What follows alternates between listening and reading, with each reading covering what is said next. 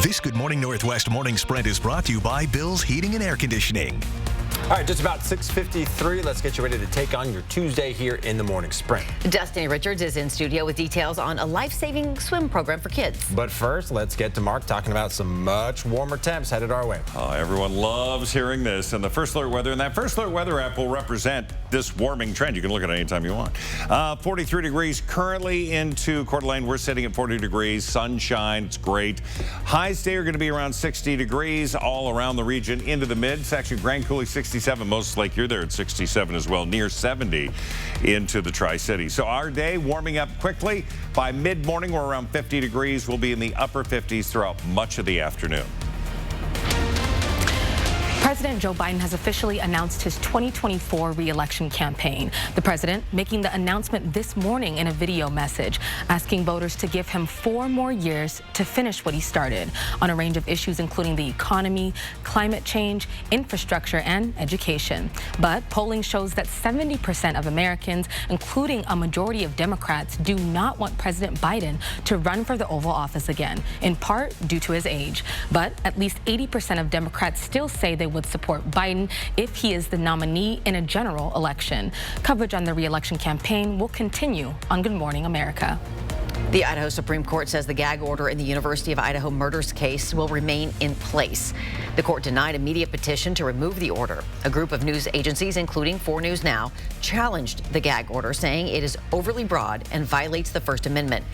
In its opinion, the court ruled that the petitioners have standing, but they should have gone to the magistrate court first before taking this to the Idaho Supreme Court.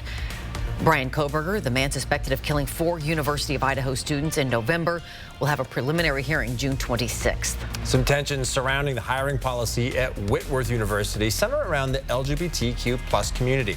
Students want to change the language in the hiring policy to include protections for LGBTQ+ faculty and staff. In the current faculty handbook, the community is not included as a protected class.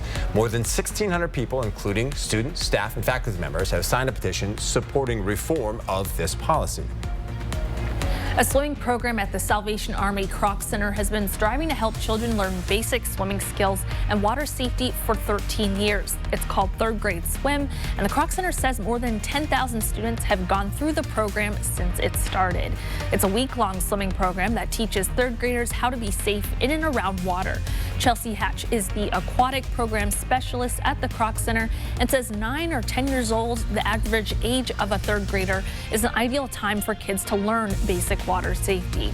You can learn more about the 3rd grade swim program at a free informational luncheon happening tomorrow.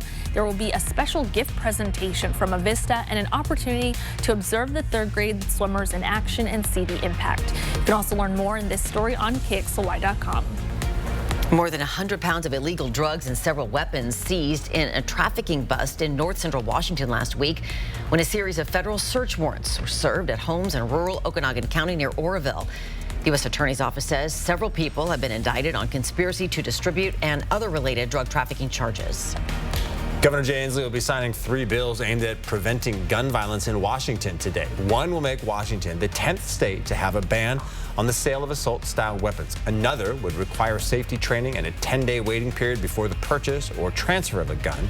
The third bill would pass legislation to, quote, strengthen accountability of firearm manufacturers and retailers. You can find a full list of which bills passed and which ones failed in the state legislature right now on KXLY.com. Mayor Nadine Woodward is showing her support for Spokane's police chief as some community members continue to call for his resignation. This all started with complaints of unusual and unfair communications between Chief Craig Meidel and certain downtown businesses and business leaders. A report on the allegations was completed in December by the Office of the Police Ombudsman.